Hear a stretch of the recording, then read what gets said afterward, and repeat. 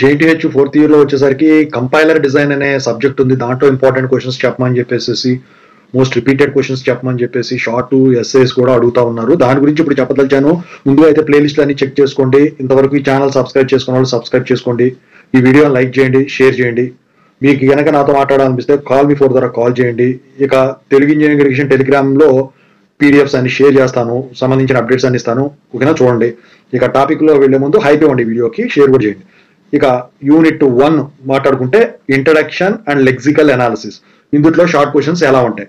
So short questions వచ్చేసరికి ఏంటంటే ఏమిస్తారంటే డిఫైన్ కంపైలర్, డిఫైన్ ఇంటర్ప్రెటర్ అని చెప్పేసి ఇస్తాడు. లేకపోతే what are the phases of a compiler, లేకపోతే what is a token, what is lexeme, లేకపోతే define regular expression, regular language, లేకపోతే వాట్ ఈజ్ ఇన్పుట్ బఫరింగ్ అని చెప్పేసి ఇస్తాడనమాట. ఇవి షార్ట్ క్వశ్చన్స్. ఇక ఎస్ఏ క్వశ్చన్స్ ఎలా ఉంటాయి యూనిట్ లో? So explain the phases of a compiler with a neat diagram అని చెప్పేసి ఇస్తాడు. లేకపోతే explain the role of lexical analyser అని చెప్పేసి ఇస్తాడు. లేకపోతే convert a given regular expression to NFA or DFA ఇస్తాడండి. ఒక రెగ్యులర్ ఎక్స్ప్రెషన్ ఇచ్చి దాన్ని మార్చమంటాడు. లేకపోతే explain lexical analyser generator LEX అని చెప్పేసి ఇస్తాడు. లేకపోతే డిస్క్రైబ్ మినిమైజేషన్ ఆఫ్ డిఎఫ్ఏ అని చెప్పేసి ఇస్తాడండి. సో ఇది యూనిట్ 1. ఇక యూనిట్ 2 చూసుకున్నట్టయితే సింటాక్స్ అనాలిసిస్. ఇందులో షార్ట్ క్వశ్చన్స్ ఎలా ఉంటాయి? సో డిఫైన్ గ్రామర్, లేకపోతే డిఫైన్ సిఎఫ్జి, లేకపోతే వాట్ ఈజ్ లెఫ్ట్ రికర్షన్, లేకపోతే వాట్ ఈజ్ లెఫ్ట్ ఫ్యాక్టరింగ్, లేకపోతే what is first and follow అని చెప్పేసి ఇస్తాడు. ఇక ఎస్ఏ క్వశ్చన్ చూసుకుంటే explain LL of one parsing with construction of parsing table, లేకపోతే explain SLR, LALR, CLR parsers అని చెప్పేసి ఇస్తాడు. లేకపోతే compare SLR, LALR, CLR parsers అని చెప్పేసి ఇస్తాడు. లేకపోతే explain shift reducing parsing, shift reduce parsing, లేకపోతే రైట్ అబౌట్ పార్సర్ జనరేటర్స్ వైఏసిసి, లేకపోతే construct LR of 0 items and parsing table for a given grammar అని చెప్పేసి ఇస్తారండి. ఇది యూనిట్ 2. ఇక యూనిట్ 3 తీసుకుంటే ట్రాన్స్లేషన్ అండ్ ఇంటర్మీడియట్ కోర్స్ ఉంది కదా. సో దాని మీద షార్ట్ క్వశ్చన్స్ ఎలా ఉంటాయి? Define syntax directed definition SDD, దాని గురించి ఇస్తాడు.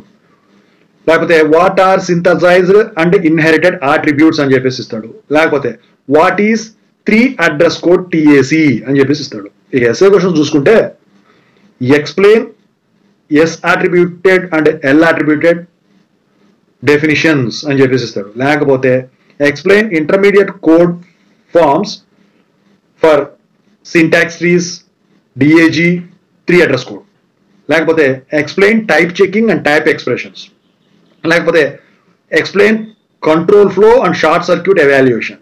లేకపోతే వచ్చేసరికి ఇంప్లిమెంట్ ఏ సింటాక్స్ డైరెక్టెడ్ ట్రాన్స్లేటర్ స్కీమ్ అని చెప్పేసి ఇస్తాడనమాట. ఇక యూనిట్ 4 చూసుకుంటే run time environment and code generation. ఇందులో షార్ట్ క్వశ్చన్స్ ఎలా ఉంటాయి? వాట్ ఈస్ యాక్టివేషన్ రికార్డ్ అని చెప్పేసి ఇస్తాడు. What is heap and stock allocation అని చెప్పేసి ఇస్తాడు.